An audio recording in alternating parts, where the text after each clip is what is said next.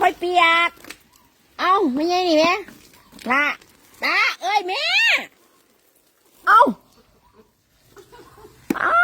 ไป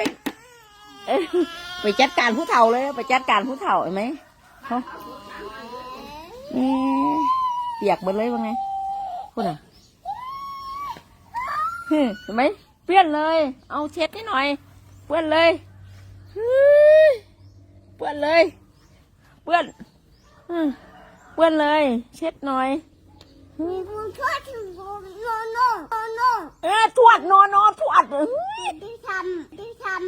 อย่าทำนวดทวดอ่ะเอ้ยมาทำยายทำไมเนี่ยทวดโนยายเปียกเลยอ่ะเช็ด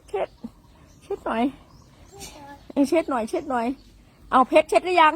เพชรเช็ดให้ยายหน่อยเพชรเช็ดฮึบ